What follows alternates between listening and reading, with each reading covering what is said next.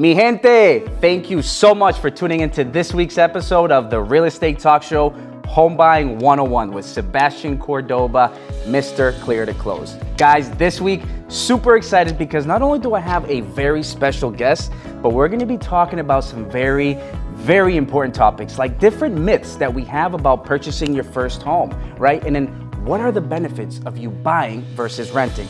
So please give it up because I have a special guest. I have Mircia Leguizamon from Steve Bremis Realty Group. So guys, like it, comment, share, subscribe it. Don't miss it.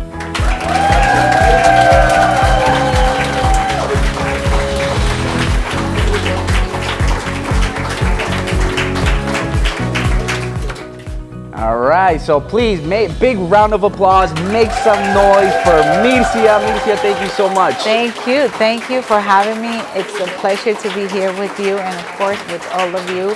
And hopefully today we can break some of those myths that people have in the little brain about buying a home. That's right, and I'm super excited. So before we get into all these important topics, Mircia, let's get to know who's Mircia. Who's Mircia? I don't even know who Mircia is. I wear so many hats that I hardly know myself. But the first thing I can tell you, I'm a mother. Nice. I'm a mother of two beautiful girls. I love God, and I'm a realtor. I'm also a journalist, and I also work for the state. I come from a very, family-oriented Ruth, and I'm from the Dominican Republic. Oh, yes. Which is a beautiful country, and the people are just as beautiful. Yes. Yes. Thank you. So let's get right into it because I know this is a very hot topic. So myths, we keep hearing about all these crazy myths, but what's, I guess, the most popular myth that you really just want to get in here and break and say it's not true? So one of the first thing I hear when I talk to someone about buying, it's like, Mircia, are you crazy? Where do you think I'm going to get all this money? Like, where do you think I have 20% of the purchase price for a down payment? 20%. So one of the myths is that people are putting down 20%. Yeah. They think that they have to. They think that they have to put down 20%. You do not have to put down 20%. There's a bunch of programs out there that can help you with your down payment assistance. There's different programs in a loan, right, that the bank offer that you could do. Depend on the program, 0 down. Yes. There's some that you do 3.5. Yes. There's other that is 3%. And the max that I know of that I have worked with is a 5%. And if it's you're buying a multifamily, or if that's going to be your second home, but not, honestly, I have never had anyone that have to put down 20%, unless you're like a super investor who owns a bunch of property, and of course if you have all that property, you have the money to put down 20%. I love it, and you're absolutely correct, Mircia, because there are a lot of programs out there where you can purchase with 0% down, right? Whether you get grant money from the city, the state, or you get a down payment assistance from a loan program, like you said. But if you have money to put in, which I always suggest you do, because now you've got some meat in the game. Think about it as an investment where it's going to multiply a lot quicker in there than in the bank, right? But you can purchase with 3% down, right? 3.5 or 5%, like you said, even on multifamily. So. And I'm glad you mentioned that, because that doesn't mean that we don't want you to have, save some money. No, we want to see that. We want to see that you're prepared for all the responsibility that comes with being a homeowner. But what we want you to understand is that you don't need 20% down to buy your first home. Yes, and I think one other important thing we want to clarify is, let's say you don't have any money saved up. I think one of the biggest mistakes that we see is people wait until they have an amount that they think they need to purchase a home. Well, then they get to a year later and they have the money saved up and they go to their lender then, say, I got the money, right? But now let's look at everything. And hey, wait, I got to look at your credit. I got to look at your employment history. We got to work on this. And debt to income. Yes, you got to work on that too, That's another thing. Oh, okay, yeah, I have all this money saved. I'm ready. No, you're not. Right. Let's see, okay, you have all this money here saved, but how much you owe on your credit card. Yes. How much do you just bought a car? Yeah. All those things are things that you need to talk to your realtor or your, your mortgage person and talk about how ready are you. Yeah. Because you might be more ready than you think. Yes. Yes. So I think the biggest advice there is, like you're saying, Mircia, is talk to your professional, your real estate professional, your local lender that you want to reach out to, make sure that they have your best interests at heart. And remember, our job as a bank is to tell you what the maximum amount is that you can qualify for. But at the end of the day, you need to understand how much you can afford and how much you want to pay per month. That's right. Right. And I think another myth is that people believe that you, the bank, that you require that the home that they just bought to be fixed completely and to be perfect. And that's not true. You can buy a house that needs rehab, and there are programs out there that the bank can help you. But as long as the house is in livable condition, the bank will work with you. If it's an FHA loan, which we could go, extend this, explaining what an FHA is. For hours. But if it's an FHA loan, then they require a little bit extra than a conventional loan.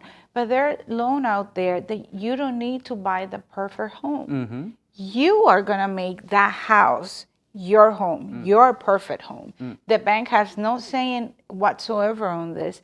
On the contrary, they can help you purchase that home, and they can help you rehab that home. Exactly, because there's a lot of measures that go into it to make sure that the repairs into that property brings up the value sufficient enough for the bank to make sure it holds up its value, right? That it's worth the investment. But one very little tip is, anybody thinking about renovation loans, there are two different types, right? There's FHA 203Ks, which in itself has two, a limited and a standard, but then there's also a conventional rehab loan, and that one is a little more flexible. So that one can even let you build and construct or rehab luxury items like pools, like additions, like new kitchen, and different things where an FHA 203K does not. Is really looking at structural damage, where you got to make sure you're working with that right professional to understand what your end goal is. You said a pool?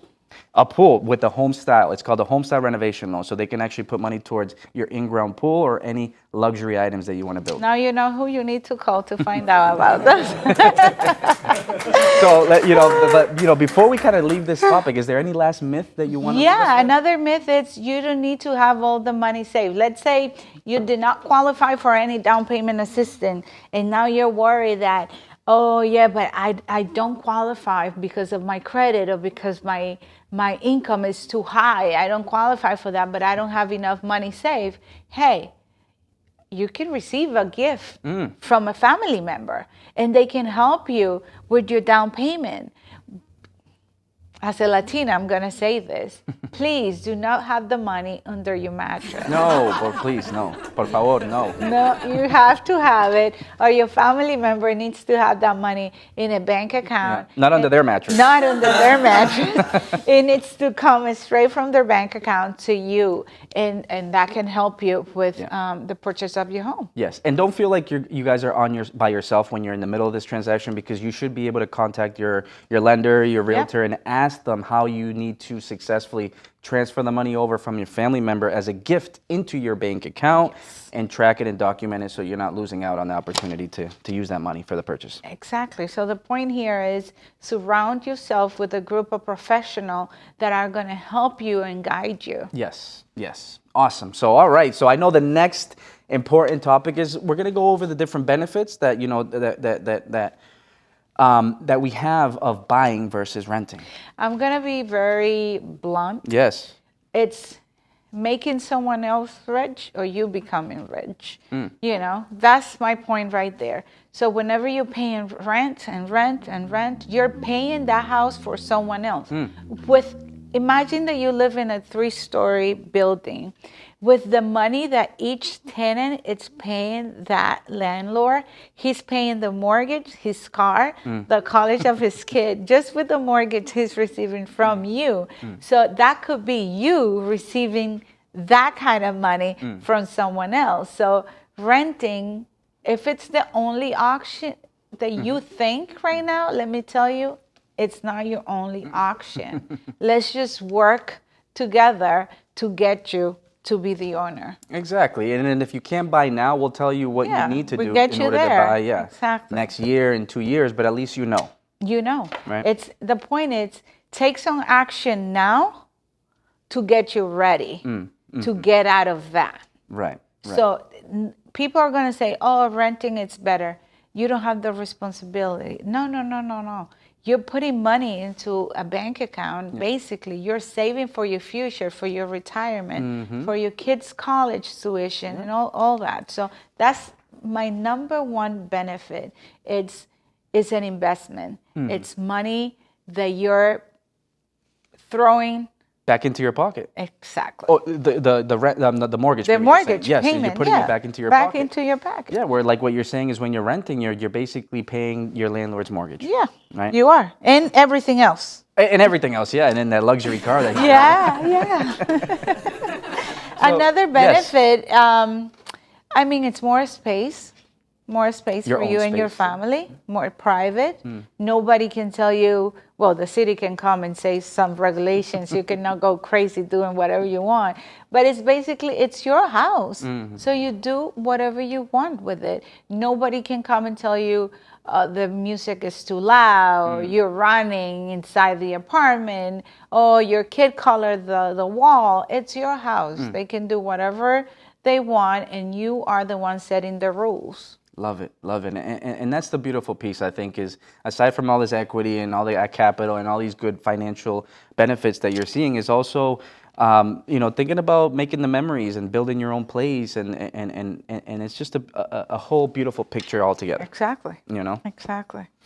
So, beautiful. We have all these benefits. I guess the last piece that we want to leave, our beautiful viewers with is, what's kind of the process? I know the important process of when you're purchasing a home, right? There's a few steps. As I said to you, as a personal preference, I preferred a client that comes knowing nothing, and I can work with them and get them to the finish line.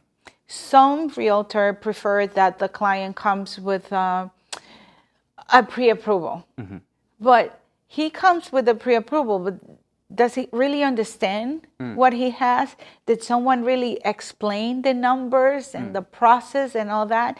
So to me, the first step would be register for a first-time homebuyer class. Once you take that class, then you go and you talk to the lender. Okay, the lender is going to give you that pre-approval, but you are going to be able to ask questions and better understand what the lender is telling you. Because, I mean, it could be confusing. Yeah. But when you take that class, it can sound like really overwhelming, but it's worth it. You get so much out of it. And when you sit down with the lender and they're talking about premiums and PMI and this and that. I remember the first time I heard about PMI, I was like, PM what? So that would be first step, take a class. Second, contact your lender.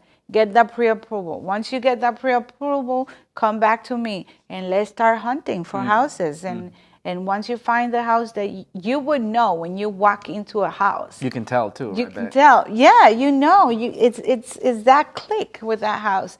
We put an offer. Then once that offer get accepted. That's where the party starts. No, that's where the stress starts. And all the documents and all the things that you guys as lender require. And then after that, an inspection, and if everything will well, closing day, which is the most exciting. That's when the party starts. I said, do not celebrate until you sign those documents. You got those keys in your hand. Do not celebrate. Anything could happen. I don't want to sound like, but anything can happen prior to that. I love it. Those are wise words, people, all right? So take note. That is powerful. So, yes, Mircia, that is amazing. No, it's a pleasure to be here with you guys. And hey, do not hesitate, okay? Have faith. You will be able to buy your home. You just got to be patient and responsible with your finance and with your credit. And we can help you. I love it. So thank you for leaving us with that last piece of knowledge, advice, and that motivation. Thank you. Thank you, Pero. Mircia, but more importantly, what's the best way for everyone to be able to reach out to you? If you want to reach out to me, you can call me 857-318-3095. You can look for me in all the social media, Mircia Leguizamon, or you can send me an email, mirciakelly@gmail.com. 857-318-3095. I will be more than happy to work with you throughout the process. Amazing, Mircia. So again, thank you so Sebastian. much. I appreciate it. Thank you for having me. Yes. It was a pleasure. No, it was my pleasure. Will we see you again? Yes, I will be back. We will see her back, mi gente. Thank you so much for tuning into this week's episode. We look forward to seeing you next week. Please like it, comment, share, subscribe it, and God bless.